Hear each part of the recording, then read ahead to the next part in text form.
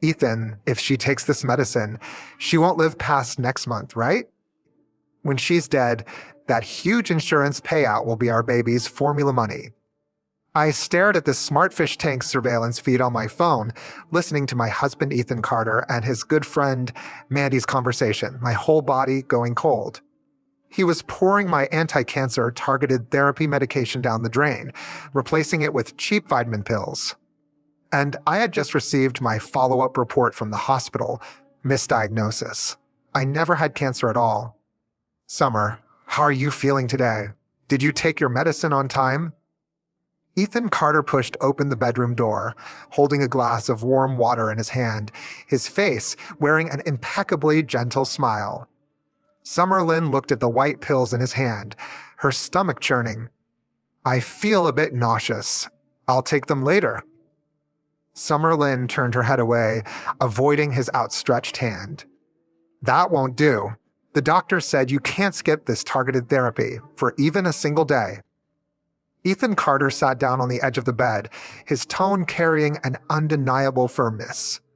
He sighed and reached out to feel Summer Lynn's forehead. Summer, I know you're suffering, but these pills cost $30,000 a bottle. I went to 3 different cities to get them for you. You can't waste my efforts like this. Summer Lynn looked at those eyes filled with deep affection, but in her mind replayed the surveillance footage from 10 minutes ago. He had poured the $30,000 life-saving medication down the drain without hesitation, then replaced it with vitamin pills that cost just a few dollars a bottle. What's wrong? Why are you spacing out? Ethan Carter pushed the glass of water forward. Take them quickly. Be good. Ethan Carter, do you really want me to take these? Summer Lynn stared into his eyes, her voice hoarse. Ethan Carter's gaze flickered briefly, but he quickly put on a hurt expression. What do you mean by that? I've sold everything I own to pay for your treatment, and now you're doubting me? He stood up abruptly, the glass hitting the nightstand heavily. Water splashed out, wetting the copy of the diagnosis on the table. Summer Lynn, why have you become so unreasonable since you got sick? I work myself to death at the company every day, then come home to take care of you. Have some conscience. This was his usual trick. Whenever Summer Lynn showed even the slightest disobedience, he would immediately take the moral high ground, using guilt to manipulate her, forcing her to submit. I'm just asking, why are you so worked up? Summer Lynn let out a cold laugh, her gaze sweeping over his slightly trembling fingertips. How can I not be worked up? Watching you suffer, I'm in more pain than anyone. Ethan Carter raised his voice, trying to mask his guilty conscience with anger. Just then, Ethan Carter's phone rang. He picked it up and glanced at it, the anger on his face instantly disappearing, replaced by a hint of barely perceptible panic. Something urgent came up at work. I need to take this call. He hurriedly turned and walked to the balcony, deliberately sliding the glass door shut. Summer Lynn didn't move. She simply picked up the tablet from the nightstand. She opened the smart fish tank's listening function. The voice from the balcony came through clearly. Mandy, what's wrong? Is the baby kicking you? Ethan Carter's voice was so gentle it could drip honey. Ethan, I'm so scared. The doctor just said my progesterone is a bit low. Mandy's coquettish voice rang out. Can you come keep me company? Don't be scared. Don't be scared. I'll be right there. Ethan Carter lowered his voice, his tone urgent.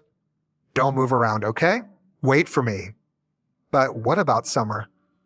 Who cares about her? A woman who's about to die, how can she be more important than our son? I just fed her those vitamins. Once she kicks the bucket, this penthouse will be our wedding home. Summer Lynn's fingers gripping the tablet turned white at the knuckles. Her nails dug deep into her palm, drawing blood without her even noticing. She didn't have cancer. This afternoon, the hospital had called to say the previous biopsy report had been mixed up. She only had a common stomach ulcer. She had wanted to tell Ethan Carter this good news, but instead stumbled upon this premeditated murder. Ethan Carter pushed open the balcony door and walked in, his face once again wearing that false apologetic expression. Summer, there's an urgent problem with a project at work. I need to go deal with it right away. Are you going to the office or to see Mandy? Summer Lynn looked at him coldly, not missing any change in his expression. Ethan Carter froze for a moment, then frowned. His eyes filled with impatience and disgust. What are you imagining now? Mandy is my buddy's widow. What's wrong with me taking care of her? Taking care of her in bed? Summer Lynn didn't back down, staring directly into his eyes. Summer Lynn, you're being completely unreasonable. Ethan Carter pointed at her nose, cursing. Have you lost your mind from being sick? I grovel outside every day to pay for your medical bills, and you accuse me of cheating?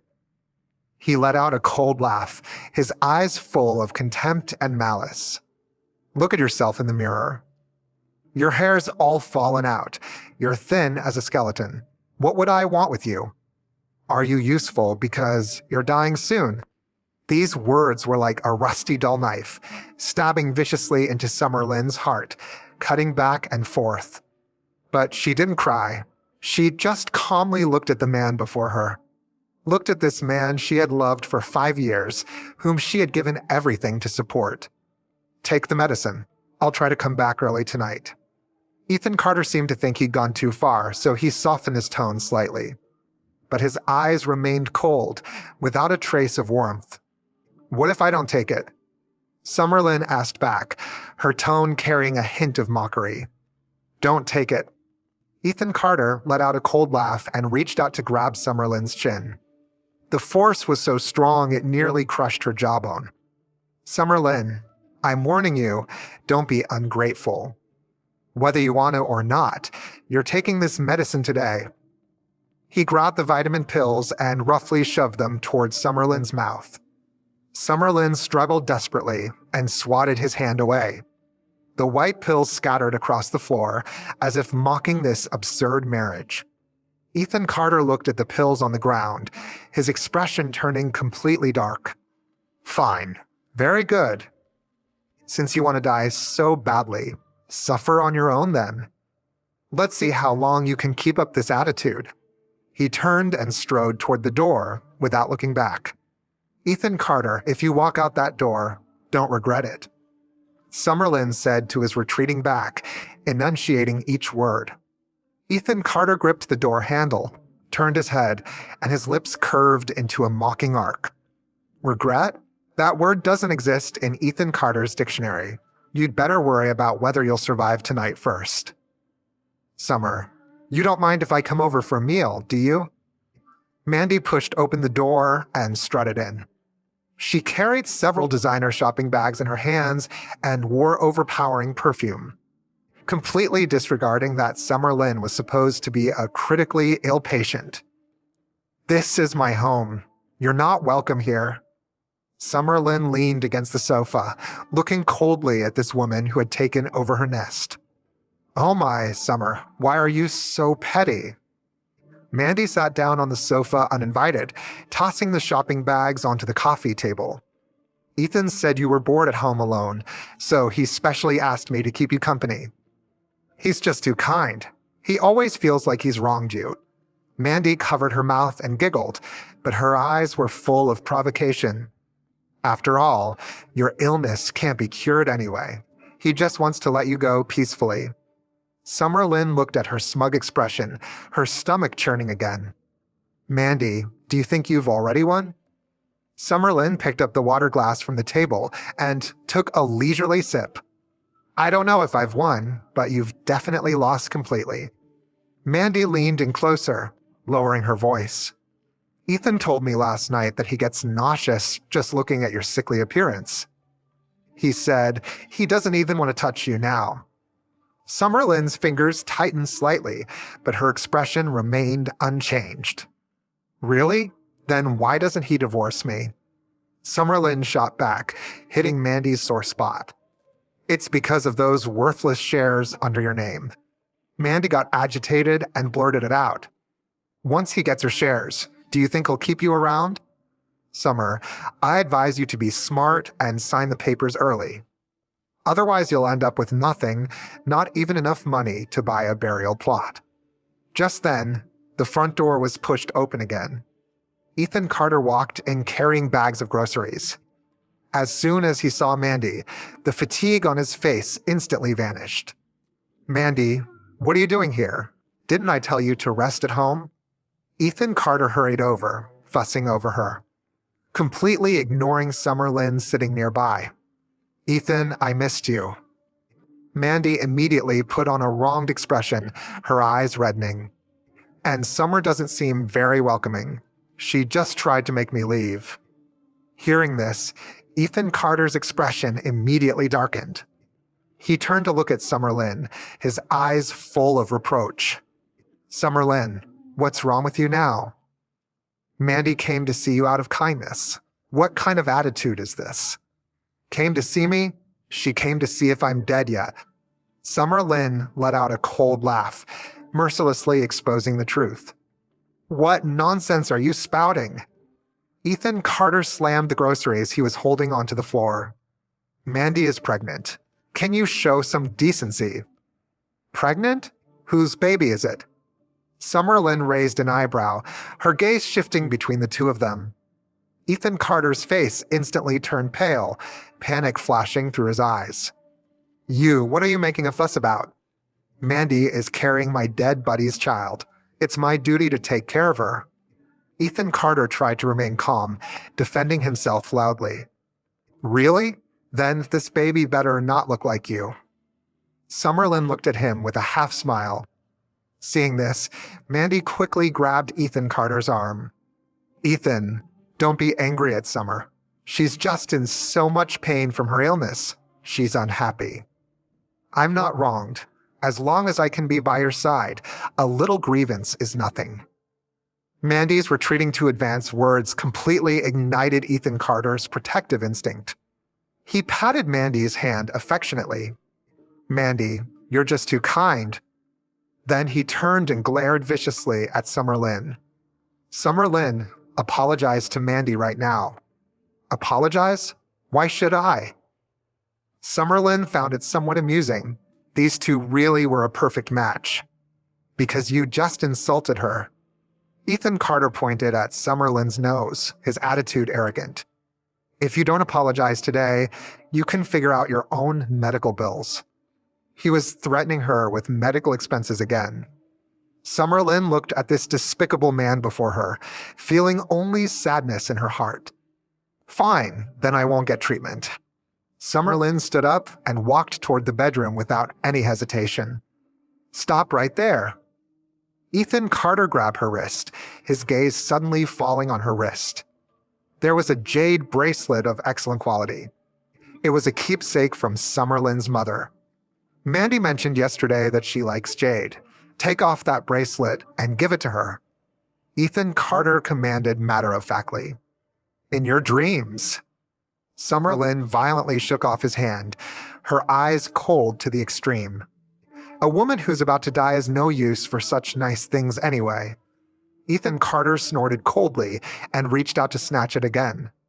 Ethan, forget it. If Summer can't bear to part with it, just let it go. Mandy pretended to dissuade him, but her eyes were fixed on the bracelet. No way.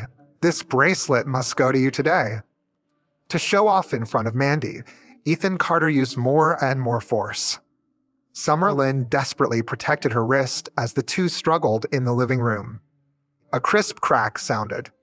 The bracelet hit the edge of the coffee table during the struggle and broke in half. The clear sound of breaking echoed through the living room. Summer Lynn looked at the broken jade on the floor, her eyes instantly reddening. That was the only keepsake her mother had left her. So it broke. What's the big deal? Ethan Carter glanced at the fragments on the floor, dismissively curling his lip. At worst, I'll buy you a fake one to wear. He turned to look at Mandy, his tone immediately becoming gentle. Mandy, you weren't scared, were you? Come on, let's go out for a nice meal. But what about Summer? Mandy looked at Summer Lynn with feigned concern. Let her die. Come on, Let's go pick out a diamond ring. But Ethan, what if she reports us for robbery? Report us? She's a useless invalid who can barely get out of bed. How's she going to report anything? It's just a dog. How can it be more important than Mandy's feelings? Ethan Carter kicked aside the litter box blocking his path, his face full of disgust. Dumpling, the ragdoll cat Summerlin had raised for 3 years, was now cowering in a corner, trembling. Its hind leg had a deep bite wound, blood staining its white fur. And the culprit, the unleashed bully breed dog Mandy had brought, was barking arrogantly. Ethan Carter, are you blind? It was her dog that bit my cat. Summerlin held Dumpling in her arms, her voice trembling with distress. Stop yelling. Not only did Ethan Carter show no remorse, he shouted at her instead. Mandy is pregnant now. She can't handle being startled. Your cat sheds everywhere anyway. What if Mandy has an allergic reaction? He stepped forward and snatched Dumpling from Summerlin's arms. What are you doing?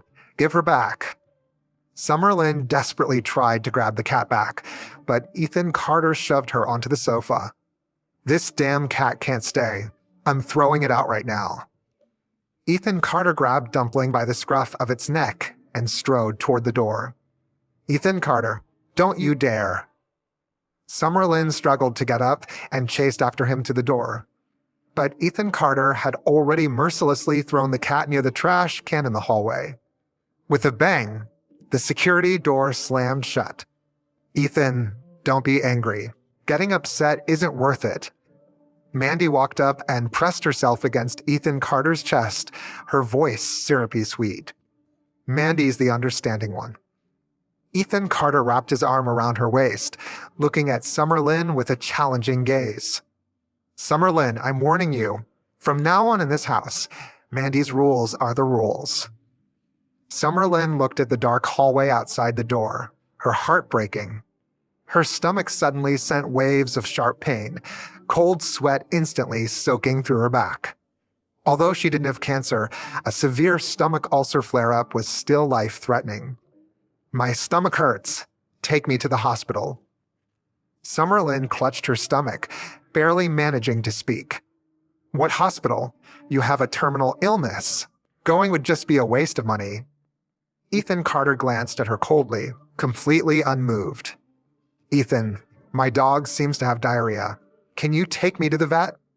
Mandy suddenly picked up the bully breed, putting on an anxious expression. Okay, let's go right now. Ethan Carter immediately grabbed the car keys, not sparing Summerlin another glance. Ethan Carter, I'm in too much pain to walk. Leave me the car. Summerlin held onto the wall, gritting her teeth as she called out. The car keys are in my hand. Why should I leave them for you? Ethan Carter let out a cold laugh. Call yourself a cab. Don't delay getting Mandy's dog treated. He helped Mandy out the door and locked the security door behind him. Summerlin endured the severe pain and pulled out her phone to call a car. But she discovered that not only had Ethan Carter locked the door, he had also unplugged the home Wi-Fi. Her phone couldn't make calls because it had been cut off for unpaid bills. The sound of a car engine starting came from outside. Summerlin dragged her heavy steps to the window. She watched helplessly as Ethan Carter drove away in the Porsche that had originally belonged to her, carrying that woman. Raindrops began hitting the window glass, falling harder and harder. Summerlin collapsed to the floor in pain, curling into a ball. She fumbled for the spare key and struggled to open the door. The hallway was empty. Dumpling had disappeared somewhere. Dumpling? Dumpling. Summerlin held onto the stair railing, moving down step by step. The rain outside was pouring down. Cold wind mixed with rain beat against her body. She finally found the barely alive Dumpling in the bushes of the community garden. Summerlin took off her jacket to wrap the cat tightly and stumbled toward the community entrance. A taxi stopped in front of her. Driver, to the nearest vet hospital, then to the downtown hospital. Summerlin pulled open the car door, her voice so weak it was barely audible. The driver looked at her soaking wet body and deathly pale face, startled. Miss, are you okay? I've fine. Just drive. Summer Lynn leaned back against the seat and closed her eyes. Cold rainwater slid down her cheeks. It was impossible to tell whether it was rain or tears. The next morning, Ethan Carter returned home with Mandy, only to find the house empty. Where did that bitch go? Ethan Carter frowned and dialed Summer Lynn's number. The phone rang for a long time before being answered. Summer Lynn, where the hell are you? Get back here and make breakfast for Mandy. Summer Lynn's icy voice came through the phone. Ethan Carter, you open the door. Freeze outside for a night to clear your head. If the cat's still alive tomorrow morning, I'll be merciful and let you in. Sign this voluntary waiver of property statement, and I'll continue buying your medication. Ethan Carter slammed a thick document onto the dining table, looking down at Summer Lynn from above. Summer Lynn had just returned from getting in 4 at the hospital, her face still pale. She glanced at the document on the table, but didn't move. Ethan Carter, you won't even spare my property after I die? Summer Lynn's voice was soft but carried bone-chilling coldness. How can you say that? I'm doing this for your own good. Ethan Carter pulled out a chair and sat down, lighting a cigarette. You know what kind of person your brother is, lazy and good for nothing all day. If something happens to you, those shares under your name will definitely be snatched away by your family. He blew out a smoke ring, his eyes full of calculation. Might as well transfer them to my name. I'll keep them safe for you.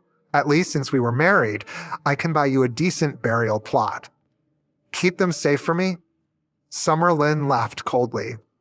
Keep them safe for me, or use them to buy Mandy bags and cars? Summer Lynn, don't be ungrateful. Ethan Carter slammed the table, furious. I'm being merciful enough to continue your treatment. You should be grateful. Mandy walked out of the bedroom at this moment. She wore Summer Lynn's silk pajamas and held a glass of warm milk. Summer, Ethan is right. Mandy walked to Ethan Carter's side and leaned intimately against his shoulder. Your illness can't be cured anyway. What use is keeping that money? Why not leave it to Ethan? Consider it repayment for his care over these years. She looked at Summer Lynn, her eyes full of greed and satisfaction. Besides, my baby with Ethan is about to be born. We need money everywhere. Just consider it accumulating good karma for the baby in my belly. Summer Lynn looked at this pair of despicable lovers, feeling only disgust. Accumulating karma? Aren't you afraid of retribution? Retribution? I, Ethan Carter, only believe in money. Ethan Carter impatiently threw the pen in front of Summer Lynn. Stop wasting time. Sign it. Summer Lynn picked up the document and flipped through it page by page. Her gaze scanned the densely packed clauses. Ethan Carter not only wanted all the shares under her name, but also the 2 properties under her name. He even wanted to transfer the Porsche she had bought before marriage to himself. You've calculated this quite thoroughly. Summer Lynn closed the document and looked at him coldly. What if I don't sign? Don't sign? Ethan Carter let out a cold laugh, stood up, and walked in front of her. If you don't sign, you're not leaving this house today. He grabbed Summer Lynn by the collar, threatening viciously. You really think I have no way to deal with you? I'm telling you, even if you don't sign, when you die, these things will still be mine. I just don't want to deal with unnecessary trouble. Summer Lynn was forced to tilt her head back, looking at his twisted face. Ethan Carter, aren't you afraid I'll call the police? Call the police? Go ahead. Ethan Carter laughed fearlessly. Will the police handle property disputes between spouses? Besides, with your half-dead appearance, the police will just think you're mentally unstable. He forcefully threw Summer Lynn back into the chair. I'm giving you one last chance. Sign or not. Summer Lynn took a deep breath, suppressing the rage in her heart. She picked up the pen and spun it twice in her hand. Fine, I'll sign. Ethan Carter and Mandy exchanged glances, both seeing wild joy in each other's eyes. Smart choice. Ethan Carter eagerly flipped the document to the last page. Summer Lynn uncapped the pen, the tip hovering over the signature line. She looked up at Ethan Carter's impatient face, a strange smile curving at the corners of her mouth. But Ethan Carter, don't you know that once this agreement takes effect? Takes effect what? Stop playing games. Once it takes effect, that hole from your embezzlement can never be filled.